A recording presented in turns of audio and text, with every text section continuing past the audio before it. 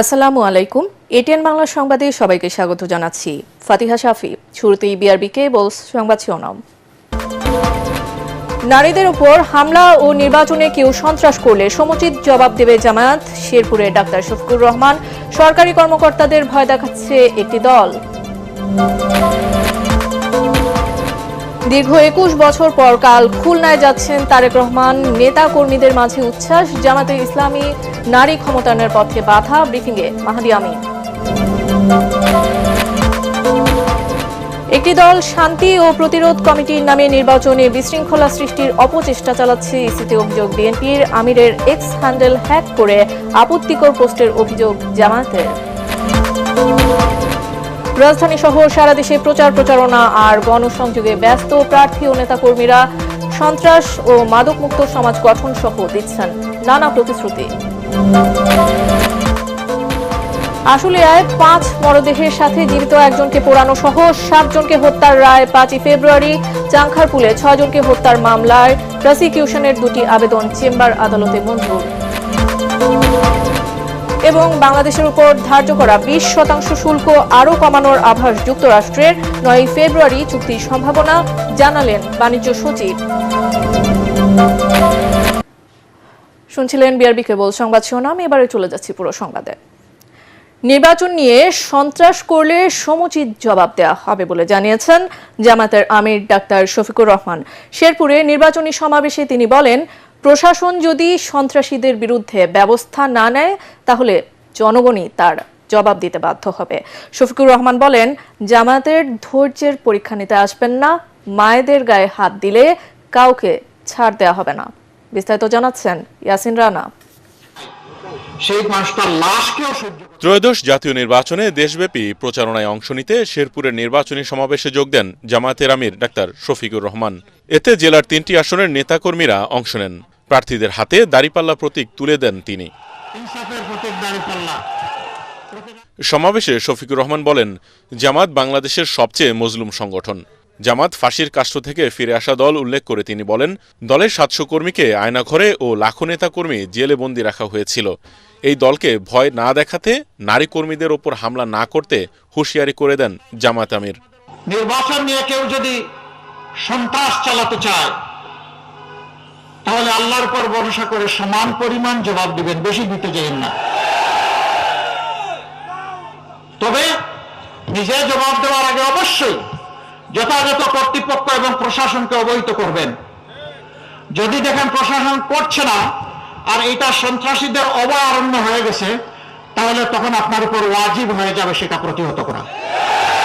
শেরপুরে জামাত নেতা হত্যার ঘটনায় এখন পর্যন্ত কোনো আসামিকে গ্রেফতার করা হয়নি অভিযোগ করে তিনি বলেন, নির্বাচনে সন্ত্রাসীদের বিরুদ্ধে প্রশাসন ব্যবস্থা না নিলে পরিস্থিতি নিয়ন্ত্রণের বাইরে চলে যাবে। আমি দেখতে চাই যারা খুন করেছে তাদেরকে আপনারা আইনের আওতায় এনেছেন।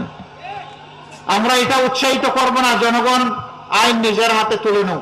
এটা কোনো সভ্য সমাজের পরিচয় হতে পারে না। আমরা সভ্য, আমরা অভদ্র নই, কিন্তু আমরা দুর্বল এবং কাপুরুষ নই, এটা মনে রাখবেন। বিভিন্ন জায়গায় নারী কর্মীদের ওপর হামলার ঘটনায় নিন্দা জানান জামায়াতের আমির। বলেন, যারা এই কাজ করে তারা কলঙ্কিত, অভিশপ্ত। আমাদের ধৈর্যের পরীক্ষা নেওয়ার কোনো দরকার নাই। যেই দলের নেতারা হাসি মুখে ফাঁসির তক্তার উপর দাঁড়াতে পারে আল্লাহু আকবার বলে, এই দলের ধৈর্যের পরীক্ষা নিতে আসবেন না। আমরা আপনাদেরকে অনুনয় বিনয় করে বলছি, তার সাথে সাবধান করে দিচ্ছি। মায়ের গায়ে হাত উঠলে বাংলাদেশ বিস্ফোরিত হবে। মায়ের সন্তানেরা গালে হাত দিয়ে বসে থাকবে না। যুবকদের উদ্দেশ্যে শফিকুর রহমান বলেন, বেকার ভাতার জন্য জুলাই আন্দোলন হয়নি, যুবকদের হাতে গোটা বাংলাদেশই তুলে দিতে চায় জামাত। বেকার ভাতা দিয়ে আমরা আমাদের যুব সমাজকে অপমান করতে চাই না। এর আগে শেরপুরে প্রতিপক্ষের হামলায় নিহত শ্রীবর্দী উপজেলা জামায়াতের সেক্রেটারি মাওলানা রেজাউল করিমের কবর জিয়ারত করেন ডাক্তার শফিকুর রহমান। ইয়াসিন রানা, এটিএন বাংলা। দীর্ঘ ২১ বছর পর কাল খুলনায় নির্বাচনী প্রচারণা চালাবেন বিএনপি চেয়ারম্যান তারেক রহমান। তার আগমন উপলক্ষে নতুন রূপে সাজতে শুরু করেছে মহানগরী। দলীয় প্রধানকে স্বাগত জানাতে এরই মধ্যে সব প্রস্তুতি নিয়েছে জেলা বিএনপি সহ অঙ্গ সংগঠনগুলো। তারেক রহমানের আগমনকে কেন্দ্র করে গোটা মহানগরী নিরাপত্তার চাদরে ঢেকে দিয়েছে আইন শৃঙ্খলা বাহিনী। খুলনা থেকে এস.এম. হাবিবের রিপোর্ট, জানাচ্ছেন মুশফিকুর রহমান। খুলনা জেলা ও মহানগর বিএনপির আয়োজনে সোমবার সকালে শিল্পাঞ্চল খালিশপুরের প্রভাতী স্কুল মাঠে নির্বাচনী জনসভায় বক্তব্য রাখবেন দলের চেয়ারম্যান তারেক রহমান। দলীয় প্রধানকে স্বাগত জানাতে ব্যস্ত নেতাকর্মীরা। উৎসাহ উদ্দীপনার মধ্য দিয়ে মিছিল গণসংযোগ চলছে পুরো শহর জুড়ে। পুরুষদের পাশাপাশি নারী কর্মীরাও ঘরে ঘরে ছুটছেন তারেক রহমানের জনসভাকে সফল করে তুলতে। বিএনপি চেয়ারম্যানের নতুন পরিকল্পনা বাস্তবায়নের মধ্য দিয়ে আগামীর বাংলাদেশের যাত্রা শুরু হবে বলে মনে করছেন কেন্দ্রীয় ও স্থানীয় নেতৃবৃন্দ। দলীয় প্রধানের কাছে আমাদের এই দক্ষিণ অঞ্চলের বঞ্চনা, যে সমস্ত দুঃখ আছে, কষ্ট আছে, খালিশপুরের কলকারখানাগুলি বন্ধ, বেকার শ্রমিকদের কর্মসংস্থান সৃষ্টি, নতুন নতুন কলকারখানা সৃষ্টি, এই অঞ্চলের অনেক অনেক সমস্যা আছে যেগুলো আমরা তুলে ধরবো। আমরা সর্বোচ্চ চেষ্টা করব তার জনসভায় সমগ্র মহিলাদেরকে নিয়ে খুলনার আমরা তার জনসভায় পৌঁছে যাওয়ার জন্য। বিএনপি ক্ষমতায় আসলে খুলনা অঞ্চলের ব্যাপক উন্নয়ন হবে বলে মনে করছেন দলের শীর্ষ নেতারা। আশা করছেন তারেক রহমানের জনসভায় 10 লাখ মানুষের উপস্থিতির। আমরা যারা প্রার্থী এবং আমাদের যারা এখানে খুলনা মহানগরীর নেতৃবৃন্দ যারা এই ভোট উপলক্ষে জনগণের দলে দলে যাচ্ছেন, তাদের কাছে একটি বার্তা, তারা তাদের আগামী দিনের যিনি বাংলাদেশের দায়িত্ব নেবে বলে সবাই আশা করছে তাকে সম্মুখে সচক্ষে দেখতে চায়। এদিকে বিএনপি চেয়ারম্যানের খুলনা সফর উপলক্ষে নিরাপত্তা ব্যবস্থা জোরদার করেছে খুলনা মেট্রোপলিটন পুলিশ। সবশেষ 2005 সালের 23 মার্চ খুলনায় কর্মী সম্মেলনে যোগ দিয়েছিলেন তারেক রহমান। দীর্ঘ 21 বছর পর নির্বাচনী জনসভার মধ্য দিয়ে আবারও খুলনার মাটিতে পা রাখতে যাচ্ছেন তিনি। এদিকে খুলনার জনসভা শেষে প্রথমবারের মতো যশোর যাবেন বিএনপি চেয়ারম্যান তারেক রহমান। বিকেলে যশোর উপশহর কলেজ মাঠে নির্বাচনী জনসভায় বক্তব্য রাখবেন তিনি। এই জনসভাকে কেন্দ্র করে যশোর সহ আশপাশের জেলাগুলোতে বিএনপি নেতাকর্মী ও সাধারণ মানুষের মধ্যে ব্যাপক উৎসাহ উদ্দীপনা তৈরি হয়েছে। মুশফিকুর রহমান, ATN বাংলা।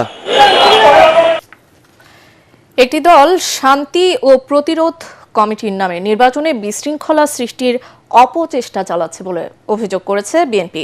এদিকে জামাতে আমিরের টুইটার হ্যাক করে আপত্তিকর কথা পোস্টের অভিযোগ এনেছে দলটি। তারা বলছে এটাকে ইস্যু করে যারা কর্মসূচি দিচ্ছে তারা হ্যাকের সাথে জড়িত কিনা তা খতিয়ে দেখার প্রয়োজন।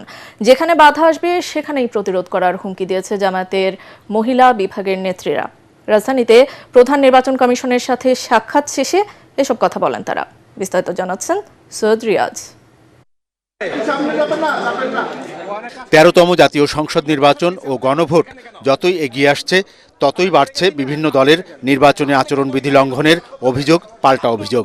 রোববার রাজধানীর আগারগাঁওয়ে নির্বাচন ভবনে সিইসির সাথে বিএনপির 4 সদস্যের একটি প্রতিনিধি দল সাক্ষাৎ করে জামায়াতের বিরুদ্ধে নির্বাচনী আচরণবিধি লঙ্ঘনের অভিযোগ করে। সাক্ষাৎ শেষে দলটির নির্বাচন পরিচালনা কমিটির চেয়ারম্যান বলেন, এক এলাকার ভোটার অন্য এলাকায় গিয়ে নির্বাচনে যেন বিশৃঙ্খলা সৃষ্টি করতে না পারে সে বিষয়ে ইসিকে ব্যবস্থা নেওয়ার কথা জানিয়েছেন তারা। এমন সব নির্বাচনের আচরণবিধি লঙ্ঘনের ঘটনা ঘটছে যেটা আমাদের ধর্মীয় বিশ্বাস, আমাদের আবেগ এগুলোকে আহত করছে। যেমন আমরা দেখেছি আর কি, যে কেউ কোনো দলের পক্ষে বক্তৃতা করছেন যে কবরে 4টা প্রশ্ন করা হবে। পরে জামায়াতের 6 সদস্যের একটি নারী প্রতিনিধি দল সিইসির সাথে সাক্ষাৎ শেষে সাংবাদিকদের বলেন, আগামী নির্বাচনে দলটির প্রতি জনসমর্থন দেখে অসৎ উদ্দেশ্যে একটি গোষ্ঠী আমিরের টুইটার হ্যাক করেছে। এ সময় প্রথমবারের মতো জামায়াতের নারী সংগঠনের নেত্রীরা সাংবাদিকদের সাথে কথা বলেন। একদল লোক তাৎক্ষণিকভাবে রাজু ভাস্কর্যে কিছু কর্মসূচি দিয়েছেন, আপনারা দেখেছেন। এর সাথে এর সম্পৃক্ততা আছে কিনা সেটা আমরা ভেবে দেখার জন্য দেশবাসীকে আমরা অনুরোধ জানাচ্ছি। কারো মত এবং তার চিন্তাকে বাই ফোর্স আঘাত করে আমাদের এই গণমানুষের নারীদের অধিকারকে কেউ রুখতে পারবে না। যেখানে বাধা আসবে আমরা সেখানে প্রতিরোধ করব ইনশাআল্লাহ। একে অপরের প্রতি অভিযোগ পাল্টা অভিযোগ থাকলেও কোনো রকম সংঘাত চান না জানিয়ে বিএনপি ও জামায়াতের নেতারা একটি শান্তিপূর্ণ নির্বাচন আশা করেন বলে জানান। সৈয়দ রিয়াজ, এটিএন বাংলা, ঢাকা। সুষ্ঠু, সুন্দর, গ্রহণযোগ্য নির্বাচনের জন্য এবার প্রশাসনের সবাইকে ঐক্যবদ্ধ থাকার আহ্বান জানিয়েছেন নির্বাচন কমিশনার আবুল ফজল মোহাম্মদ সানাউল্লাহ। সেই সাথে ভোট সংশ্লিষ্ট কেউ পক্ষপাতিত্ব করলে তার খারাপ পরিণতি হবে বলেও হুঁশিয়ারি দিয়েছেন তিনি। ত্রয়োদশ জাতীয় সংসদ নির্বাচন ও গণভোট উপলক্ষে বরিশাল জেলার আইন শৃঙ্খলা রক্ষাকারী সেল এবং ভিজিল্যান্স অবজারভেশন টিমের সভায় তিনি এসব কথা বলেন। সকালে সার্কিট হাউসে আয়োজিত সভায় নির্বাচন সংশ্লিষ্ট মাঠ প্রশাসনের ঊর্ধ্বতন কর্মকর্তারা অংশ নিয়ে তাদের প্রস্তুতি তুলে ধরেন। এ সময় অপতথ্য, গুজব প্রতিরোধে মাঠ কর্মকর্তাদের মাধ্যমে গণমাধ্যমে সত্য তথ্য জানানোর নির্দেশনা দেন নির্বাচন কমিশনার। আমি যেমন পেশাদারের দায়িত্ব পালন করছি, শতকরা 100% নিরপেক্ষতাকে কাজ করতে হবে। আমাদের কাছে কোনো বড় দল, ছোট দল, হেভি ওয়েট প্রার্থী, লাইট ওয়েট প্রার্থী নাই, সবাই সমান। আমি শুধু একটা ওয়ার্নিং বলে রাখি, বলা অমূলক, তদুপরি বলে রাখা ভালো। এই নির্দেশনার পরেও যদি কেউ তার পছন্দ অপছন্দের ঊর্ধ্বে উঠতে না পারেন এবং পক্ষপাতিত্ব করেছেন মর্মে প্রমাণিত হয়, তাহলে পরিণতি খুব খারাপ হবে। জামাতের আমিরের ভেরিফাইড এক্স অ্যাকাউন্ট থেকে নারীদের নিয়ে করা পোস্টটির সত্যতা পাওয়া গেলে এর তীব্র নিন্দা জানাবে বিএনপি। এমন মনোভাব দেশকে মধ্যযুগে নিয়ে যাবে বলে মন্তব্য করেছেন বিএনপির নির্বাচন পরিচালনা কমিটির মুখপাত্র মাহাদি আমিন। দুপুরে রাজধানীর গুলশান দলের নির্বাচন কার্যালয় অফিসে তিনি কথা বলেন। মাহাদি বলেন, পোস্টের 9 ঘণ্টা পর অ্যাকাউন্ট হ্যাক হওয়ার দাবি অযৌক্তিক। জামায়াত বরাবরই নারী বিদ্বেষী উল্লেখ করে এ সময় তিনি আরও বলেন, জাতীয় সংসদ নির্বাচনে জামায়াত নারী প্রার্থী না দেয়ায় একে নারীর ক্ষমতায়নের পথে বাধা হিসেবে দেখছে বিএনপির নির্বাচনী ইশতেহার চূড়ান্ত পর্যায়ে জানিয়ে তিনি বলেন, কয়েকদিনের মধ্যে তা প্রকাশ হওয়ার সম্ভাবনা রয়েছে। জামায়াত ইসলামের আমির ডক্টর শফিকুর রহমান তার ভেরিফাইড এক্স সাবেক টুইটার হ্যান্ডেল থেকে নারীদের উদ্দেশ্যে যে নোংরা, জঘন্য ও অবমাননাকর ভাষা ব্যবহার করেছেন বলে দেশব্যাপী আলোচনা চলছে, সেটি সঠিক হলে এর মাধ্যমে পুরো সমাজ ব্যবস্থাকে মধ্যযুগীয় অন্ধকারে ঠেলে দেওয়ার প্রচেষ্টা বলে প্রতীয়মান। নারী বিদ্বেষী একটি পোস্টের প্রায় 9 ঘণ্টা পর দেশব্যাপী তুমুল সমালোচনার মুখে রাত 1টার দিকে আইডি হ্যাকের দাবি কতটা যৌক্তিক? সাইবার হামলার পর অফিসিয়াল এক্স হ্যান্ডেল হ্যাক অ্যাকাউন্টের নিয়ন্ত্রণ পেয়েছেন জামাতে ইসলামের আমির ডাক্তার শফিকুর রহমান। মগবাজারে দলের কেন্দ্রীয় কার্যালয়ে জামাতের সহকারী সেক্রেটারি জেনারেল অ্যাডভোকেট এহসানুল মাহবুব জোবায়ের অভিযোগ করেন, একটি বড় রাজনৈতিক দল এই সাইবার হামলার সাথে জড়িত থাকতে পারে। তবে বিদ্যমান নিরাপত্তা ব্যবস্থার মাধ্যমে সাইবার টিম অল্প সময়ের মধ্যেই অ্যাকাউন্ট নিয়ন্ত্রণে সক্ষম হয়েছে বলে জানান তিনি। এ সময় এহসানুল মাহবুব জোবায়ের আরও বলেন, দলের কয়েকজন সিনিয়র নেতার সামাজিক যোগাযোগ মাধ্যমের অ্যাকাউন্টেও সাইবার হামলার ঘটনা ঘটছে। এ বিষয়ে রাজধানীর হাতিরঝিল থানায় একটি সাধারণ ডায়েরি করা হয়েছে। আমাদের সম্মানিত আমিরে জামাতের যে টুইটার অ্যাকাউন্ট এক্স, যেটা নতুন হয়েছে না, সেই টুইটার অ্যাকাউন্ট অত্যন্ত ষড়যন্ত্রমূলকভাবে কে বা কারা সেটা হ্যাক করেছে। তাৎক্ষণিকভাবে একদল লোক কিছু কর্মসূচিও দিয়েছেন, দেখেছেন আপনারা। তো আমাদের গভীর আশঙ্কা যে এগুলোর সাথে বিশেষ একটি দল বা তাদের সাইবার টিমের কিছু চক্রান্ত এবং ষড়যন্ত্রকারী ব্যক্তিরা জড়িত আছেন, আমরা সেটা মনে করছি। কুমিল্লা 4 আসনে প্রার্থিতা ফিরে পেতে বিএনপির প্রার্থী মঞ্জুরুল আহসান মুন্সির করা লিভ টু আপিল খারিজ করে দিয়েছেন আপিল বিভাগ। প্রধান বিচারপতির নেতৃত্বাধীন আপিল বিভাগ এই আদেশ দেন। এর ফলে তিনি নির্বাচনে অংশ নিতে পারবেন না বলে জানিয়েছেন আইনজীবীরা। ঋণখেলাপির অভিযোগে জাতীয় নাগরিক পার্টির প্রার্থী হাসনাত আবদুল্লাহর আবেদনে মঞ্জুরুল আহসান মুন্সির মনোনয়নপত্র বাতিল করে নির্বাচন কমিশন। ইসির ওই সিদ্ধান্তের বিরুদ্ধে করা রিট গত 21শে জানুয়ারি খারিজ করেন হাইকোর্ট। এদিকে কুমিল্লা 10 আসনে প্রার্থিতা ফিরে পেতে বিএনপির প্রার্থী আব্দুল গফুর ভূঁইয়ার করা লিভ টু আপিলও খারিজ করে দিয়েছে আপিল বিভাগ। এর ফলে তার নির্বাচনে অংশ নেওয়ার আর কোনো সুযোগ রইল না। অন্যদিকে ওই আসনে ধানের শীষ প্রতীকের প্রার্থী মোবাশ্বের আলম ভূঁইয়ার প্রার্থিতা ফিরে পেতে লিপ্ট আপিল শুনানির জন্য গ্রহণ করেছেন আপিল বিভাগ। একই সাথে তিনি নির্বাচনে অংশ নিতে পারবেন বলে আদেশে বলা হয়েছে।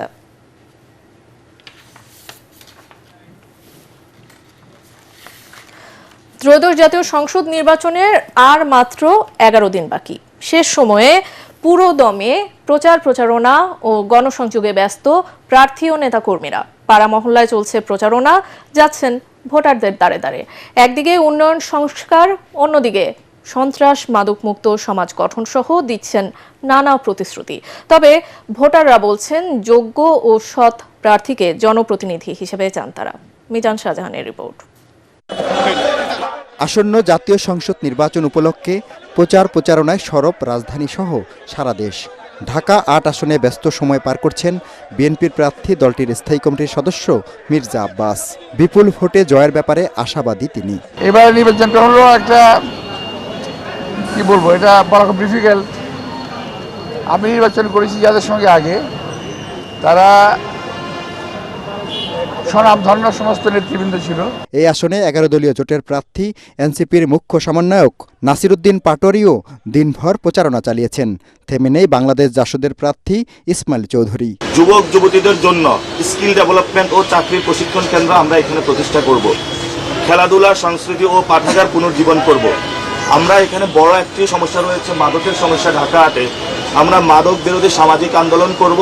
মানুষ এই পুরাতনকে আর চায় না। তারা বলছে যে পুরাতনরা তো খেয়েটে একদম ভুঁড়ি ফুলিয়ে ফেলেছে, এবং নতুনদের মধ্যেও যারা আছে, আমি নাম বলতে চাচ্ছি না, আপনারা সবাই জানেন, তাদের সম্পর্কেও মানুষের ধারণা খুব একটা ভালো নয়। ঢাকা 17 আসনে বিএনপির প্রার্থী তারেক রহমানের পক্ষে সমাবেশ করেছেন নেতাকর্মীরা। এলাকার উন্নয়নে নানা প্রতিশ্রুতি দিয়ে ভোটারদের দ্বারে দ্বারে যাচ্ছেন ঢাকা 9 আসনে বিএনপির প্রার্থী হাবিবুর রশিদ হাবিব। মানুষই স্বতঃস্ফূর্তভাবে আসছে আমাকে আগামী দিনে তাদেরকে নিয়ে কাজ করতে পারি, সেই জন্য যেদিকে যাই সবাই অক্লান্ত ভালোবাসা পাচ্ছি। ঠাকুরগাঁও 1 আসনের সদর উপজেলার মোহাম্মদপুর ইউনিয়নের কাজীপাড়া এলাকায় পথসভা করেছেন বিএনপির মহাসচিব মির্জা ফখরুল ইসলাম আলমগীর। এ সময় তিনি হুঁশিয়ার করে বলেন, নির্বাচন বানচালের চেষ্টা করা হলে তা ব্যর্থ করে দেওয়া হবে। কিন্তু আমি মনে করি না এইবারকার নির্বাচনকেও বন্ধ করতে পারবে। দেশের মানুষ জাগে গেছে যে ভোট আমরা দিব না, এইবার ভোট দিব না। ঝালকাঠি 1 আসনের আমো ইউনিয়নের নির্বাচনী জনসভায় অংশ নেন জামাত ইসলামীর প্রার্থী ডক্টর ফয়জুল হক। এ সময় তিনি বলেন, দাঁড়িপাল্লার প্রার্থী সন্ত্রাস চাঁদাবাজদের সঙ্গে নেই, মানুষের কল্যাণে কাজ করবে। এদিকে প্রতীক বরাদ্দের পর থেকে দিনরাত ভোটারদের দ্বারে দ্বারে ছুটে চলেছেন হবিগঞ্জ 2 আসনের প্রার্থীরা, করছেন সভা সমাবেশ ও পথসভা। উৎসবমুখর পরিবেশে নাটোর 2 আসনে প্রচারণা চালাচ্ছেন ধানের শীষের প্রার্থী বিএনপির কেন্দ্রীয় নেতা রুহুল কুদ্দুস তালুকদার দুলু। কুড়িগ্রাম 4 আসনে বিএনপি ও জামাতের প্রার্থী হয়েছেন আপন 2 ভাই। বিএনপির প্রার্থী বড় ভাই আজিজুর রহমান এবং ছোট ভাই জামাত ইসলামের প্রার্থী মোস্তাফিজুর রহমান। এছাড়াও প্রার্থী ও কর্মী সমর্থকদের প্রচারণায় মুখর সারা দেশ। মিজান শাহজাহান, এটিএন বাংলা। জুলাই গণ আন্দোলনে আশুলিয়ায় 5 মরদেহের সাথে জীবিত একজনকে পোড়ানো সহ 7 জনকে হত্যার ঘটনায় মানবতাবিরোধী অপরাধের মামলার রায় 5 ফেব্রুয়ারি বিচারপতি নজরুল ইসলাম চৌধুরীর নেতৃত্বাধীন 3 সদস্যের আন্তর্জাতিক অপরাধ ট্রাইব্যুনাল 2 এ আদেশ দেন।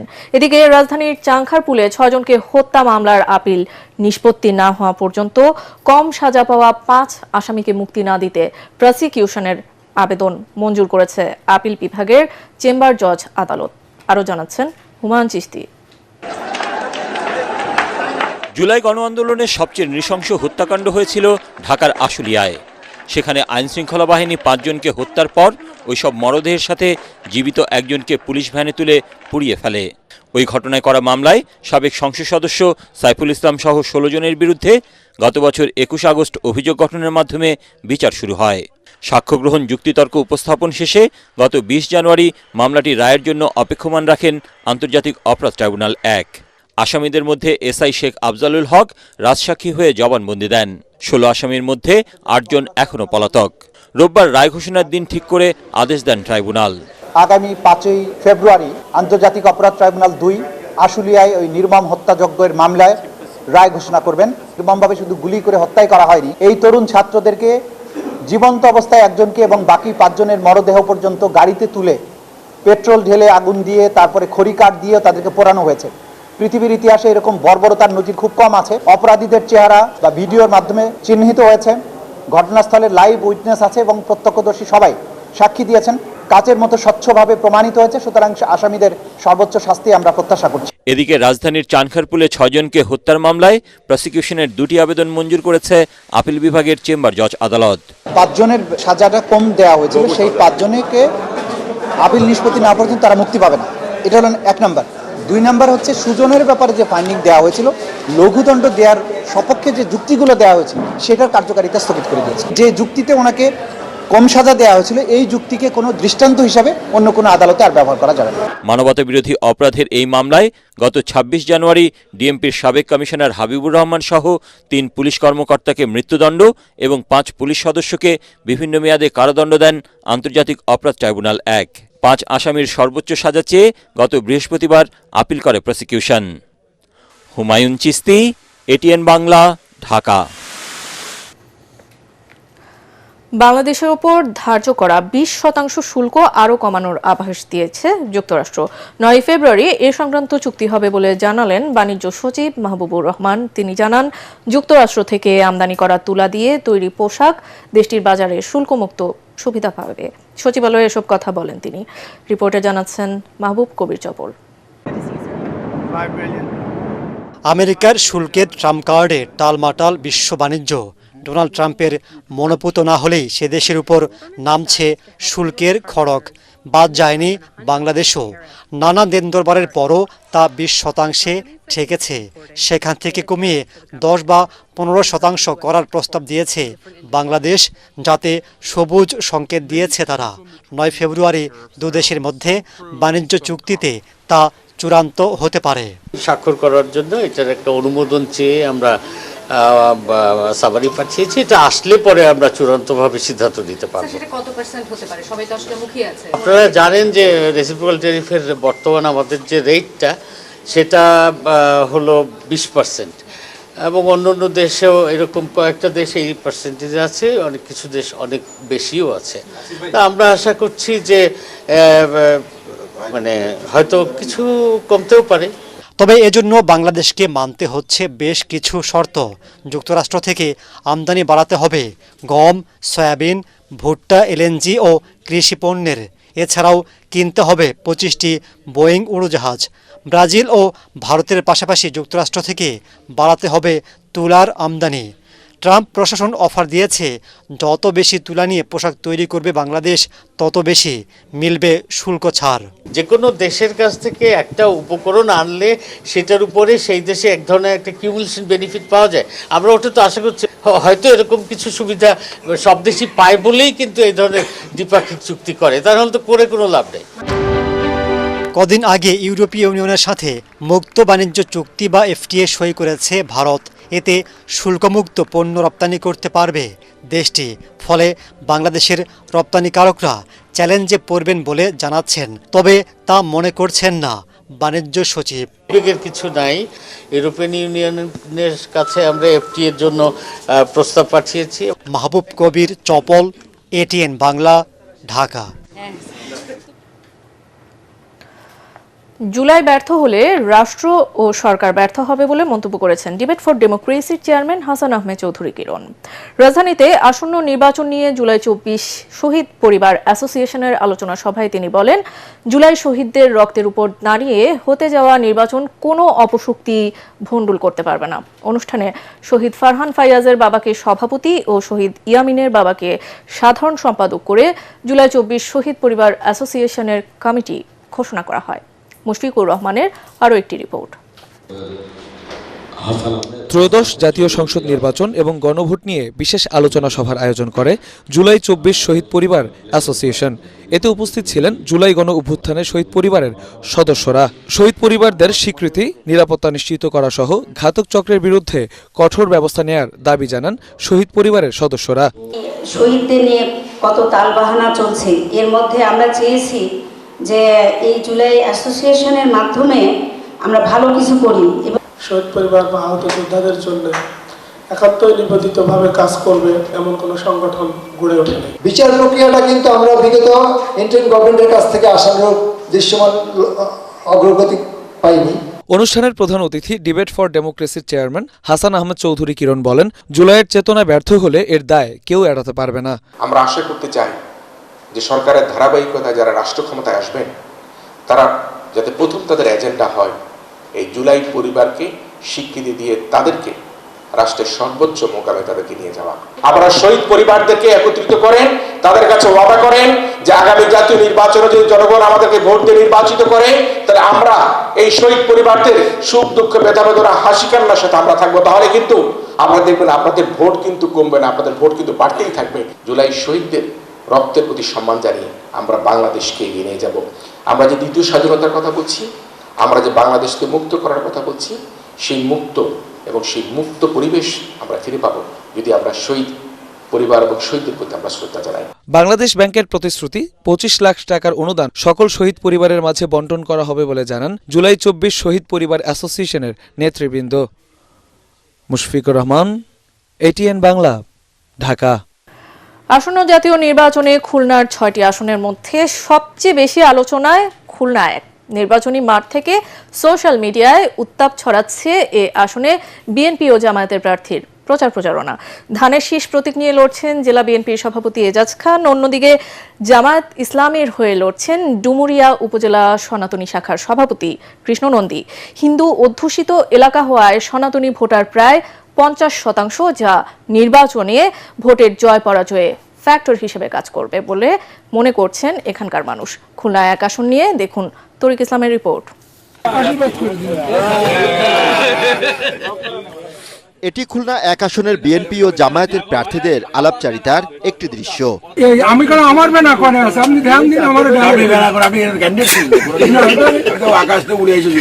যেখানে চির বৈরিতা ভেঙে দুজন প্রার্থী মেতে উঠেছেন খোশ গল্পে, যা ভাইরাল সামাজিক যোগাযোগ মাধ্যমে। দেশের দক্ষিণ পশ্চিম জেলা খুলনার দাকপ ও বটিয়াঘাটা নিয়ে গঠিত খুলনা ১ আসন। ৩ লাখের বেশি ভোটারের এই আসনটি কৃষি নির্ভর হলেও নদী ভাঙন এ জনপদের বড় সমস্যা। রয়েছে অনুন্নত যোগাযোগ ব্যবস্থা ও স্বাস্থ্য শিক্ষা সমস্যা। জোয়ারের পানিতে অত্র এলাকা ম্যাক্সিমাম সময় চালনার ওই নিচে এলাকাগুলো প্লাবিত হয়ে থাকে। এখনো অনেক অঞ্চলে রাস্তাঘাটের খুবই করুণ দশা। দলীয় কোনো পদ না, অথচ ট্যাগ লাগায় প্রশাসনের যে বাড়িতে হুমকি দামকি দেওয়া এটা সেটা। খুলনা জেলার ৬টি আসনের মধ্যে মানুষের আলোচনায় খুলনা ১ আসনের জামায়াতের মনোনীত প্রার্থী ডুমুরিয়া উপজেলা সনাতনী শাখার সভাপতি কৃষ্ণ নন্দীকে ঘিরে। জয়ের ব্যাপারে আশাবাদী বাবু কৃষ্ণ নন্দী চালাচ্ছেন নির্বাচনী প্রচারণা। হিন্দু মুসলমান বড় কথা না, এখানে তো সন্ত্রাস মুক্ত, চাঁদাবাজ মুক্ত দাকব বটাগাছির যে উপহার দেবে তাকেই ভোট দেবে, সেই হিসাবে মানুষ আমাকে গ্রহণ করে নিয়েছে। এদিকে এই আসনে বিএনপির হয়ে নির্বাচন করছেন সাবেক জেলা বিএনপির সভাপতি ও ৫ বারের প্রার্থী আমির এজাজ খান। নির্বাচিত হলে মাদক সন্ত্রাস মুক্ত সমাজ গড়ে তোলা ও নদী ভাঙন রোধে স্থায়ী পরিকল্পনার কথা জানান তিনি। আমাদের এই অঞ্চলটা নদী ভাঙন কবলিত অঞ্চল। এই নদী ভাঙন কবলিত অঞ্চলে মানুষদেরকে রক্ষা করতে গেলে, মানুষের জমি রক্ষা করতে গেলে সর্বপ্রথম কাজটাই হবে এই অঞ্চলে স্থায়ী টেকসই বাঁধ নির্মাণ করা। এই আসনে হাড্ডাহাড্ডি লড়াইয়ের কথা বলছেন ভোটাররা। তরিক ইসলাম, ATN বাংলা, ঢাকা। সালাম স্টিল ভোটের গাড়ি নিয়ে ঢাকা ১৩ আসনের মোহাম্মদপুরে আছেন সহকর্মী জামিল হাসান শান্ত। তিনি জানাচ্ছেন নির্বাচনী প্রচারণার খবর। সালাম স্টিল ভোটার গাড়ি নিয়ে আমরা বর্তমানে অবস্থান করছি ঢাকা 13 আসনে। এই আসনে কিন্তু আজ সকাল থেকে যারা প্রার্থী রয়েছেন বেশ জমজমাটভাবে তাদের নির্বাচনী প্রচারণা চালাচ্ছেন। বিভিন্ন মতবিনিময় সবার পাশাপাশি মিছিল মিটিং কিন্তু তারা করছেন। তারা এলাকাবাসীর কাছে গিয়ে কিন্তু তারা ভোট চাইছেন এবং বিভিন্ন উন্নয়নের প্রতিশ্রুতি তারা দিচ্ছেন। এলাকায় কিন্তু বিএনপির প্রার্থী রয়েছেন ববি হাজ্জাজ এবং এলাকায় কিন্তু 10 দলীয় জোট থেকে এবার নির্বাচন করছেন মামুনুল হক, রিকশা প্রতীক নিয়ে তিনি নির্বাচন করছেন।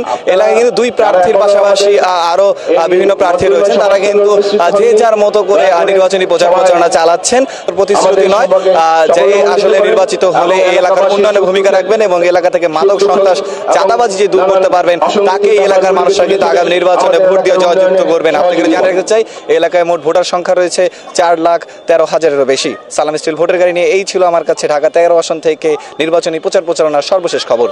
দেশে সরকারের ভেতর আরেক সরকার রয়েছে যা দেশি বিদেশি নতুন বিনিয়োগের বড় বাধা বলছেন Bangladesh investment development authority BIDA chairman.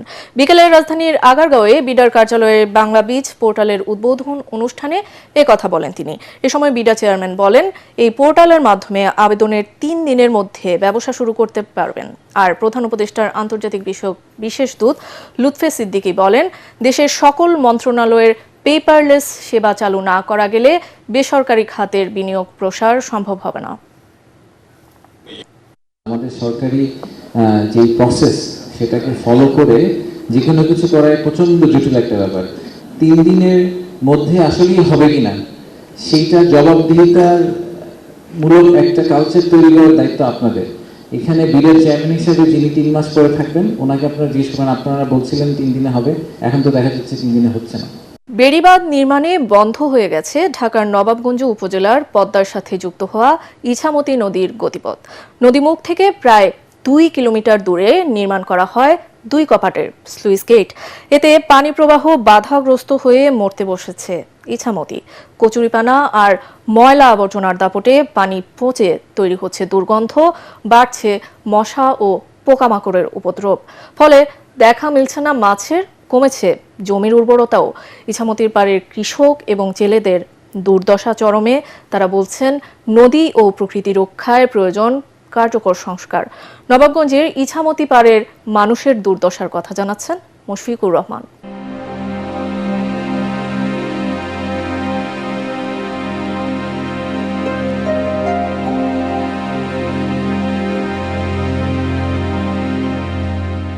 দেখে ময়লার ভাগার কিংবা কচুরিপানার অভয়ারণ্য মনে হলেও এটি একসময়ের প্রবল স্রোত আর স্বচ্ছ পানির আধার ইছামতি নদী। তবে নবাবগঞ্জের জীববৈচিত্র্যের অন্যতম ধারক ইছামতি আজ মৃতপ্রায়।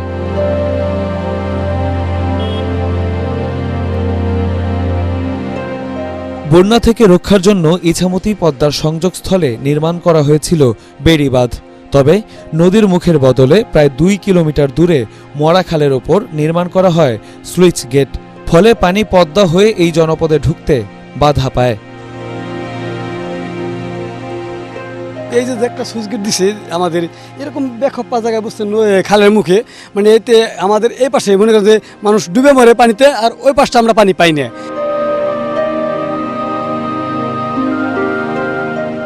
আগের মতো বন্যার পানি না ঢোকায় পলি আসে না, ফলে কমেছে জমির উর্বরতা, উৎপাদন কমে কৃষকের মাথায় হাত। এই ক্ষেত্রে বুনতে লাগবে আপনার 5-7 হাজার টাকা, দাম নেব 10 মণ, তাহলে কি লাভ হইলো দেখেন।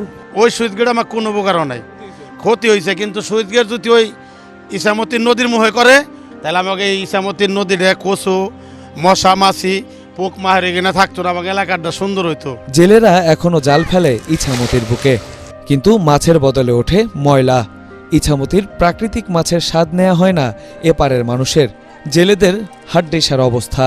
আগে জাল বেলে 500-800 হাজার টাকা পাইতাম, জাল বেলে এখন 10 টাকা পাই না। খেত কামার তো মাছ নাই, আর যাইলে মানুষ গৃহস্থ জমিন নাই, তো কি করবো। আগে আমাদের এলাকায় প্রচুর মাছ পাওয়া যেত, দেশীয় মাছগুলা সেগুলো সব এখন বিলীন হয়ে যাচ্ছে। জেলেদের মরণ অবস্থা, এখন তারা কোনো মাছ ধরতে পারে না, নদীতে না পারার কারণে তারা এখন বিদেশমুখী যাচ্ছে। আর কৃষকদের তো ধান খেতে পানি দিতে পারছে না। নির্বাচনকে সামনে রেখে ইছামতি নদীর সংকট সমাধানে আশ্বাস দিচ্ছেন জনপ্রতিনিধিরা। প্রপার যে জায়গাটা সুইচ গেট থাকার কথা ছিল সেখানে নেই। আমরা ওইটা আরও ডিপলি অ্যাসেস করে বাস্তবসম্মত পদক্ষেপ নেওয়ার ব্যাপারে ইতিমধ্যে আমরা কথা বলেছি। নদীটি খনন করে বেড়িবাঁধ পর্যন্ত আসবে, বেড়িবাঁধের মধ্যে সুইচ গেট দিয়ে ওপারে যে 4 কিলোমিটার আছে সেটাও খনন করে পদ্মার সাথে একটা সংযোগের প্রকল্প অলরেডি কিন্তু তারা নিয়েছেন। তবে শুধু আশ্বাস নয়, ইছামতীকে বাঁচাতে কার্যকর সমাধান চান নবাবগঞ্জবাসী। একটি অপরিকল্পিত সুইচ গেট, নড়বড়ে বেড়িবাঁধ নবাবগঞ্জের এই জনপদের মানুষের জীবনকে করে তুলেছে দুর্বিষহ। আগের মতো পানি না হয় এলাকার জেলে এবং কৃষকরা পড়েছে চরম দুর্বিপাকে। নানা আশ্বাস দিলেও পূর্ববর্তী জনপ্রতিনিধিরা এই জনপদের মানুষের ভাগ্য পরিবর্তনে তেমন কোনো কাজ করেননি। ইছামতীর মুখে সুইচ গেট নির্মাণ এবং নদী খননের প্রকল্প কাগজে কলমে থাকলেও তার বাস্তবিক রূপ এখনো পর্যন্ত দেখা যায়নি। এবারে আর কোনো আশ্বাস নয়, নবনির্বাচিত জনপ্রতিনিধি এই এলাকার মানুষের ভাগ্য পরিবর্তনে কাজ করবেন, ইছামতীকে বাঁচাবেন, এমনটাই প্রত্যাশা স্থানীয়দের। মুশফিকুর রহমান, এটিএন বাংলা, নবাবগঞ্জ, ঢাকা। সিলেট সদর আসনে জমে উঠেছে নির্বাচনী লড়াই। এই আসনে জামাতে ইসলামীর প্রার্থী হাবিবুর রহমান ও বিএনপির প্রার্থী খন্দকার আব্দুল মুক্তাদির সমান তালে চালাচ্ছেন প্রচার প্রচারণা। তবে ভোটাররা বলছেন, পূর্ণভূমির সার্বিক উন্নয়নে যিনি কাজ করবেন তাকেই বেছে নেবেন তারা।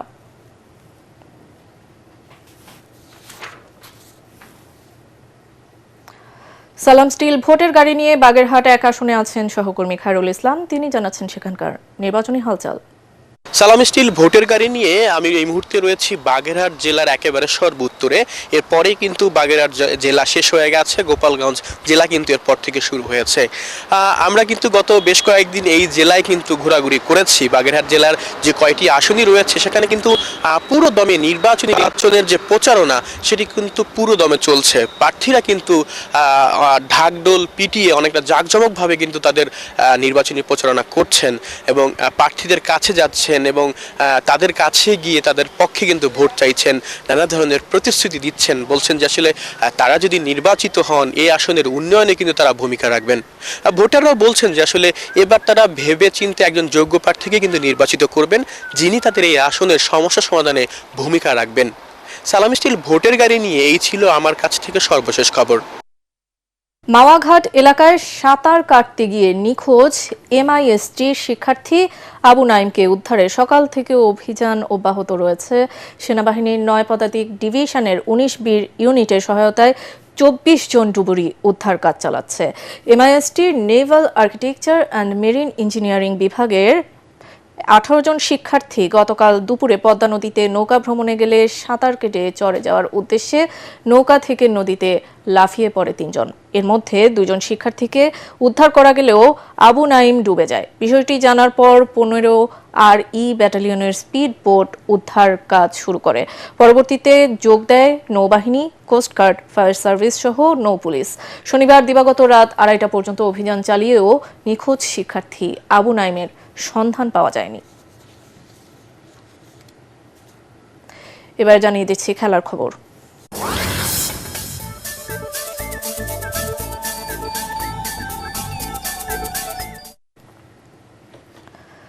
বিশ্বকাপের বিকল্প টুর্নামেন্ট অদম্য বাংলাদেশ ক্রিকেট টুর্নামেন্টের দল ও সূচি প্রকাশ করেছে বাংলাদেশ ক্রিকেট বোর্ড বিসিবি।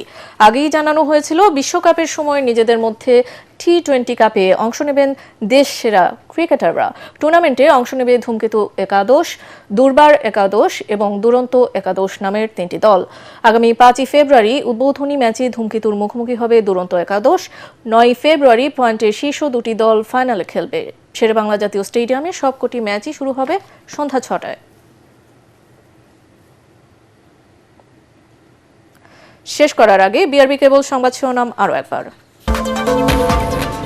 নারীদের উপর হামলা ও নির্বাচনে কেউ সন্ত্রাস করলে সমুচিত জবাব দেবে জামায়াত। শেরপুরে ডাক্তার শফিকুর রহমান, সরকারি কর্মকর্তাদের ভয় দেখাচ্ছে একটি দল।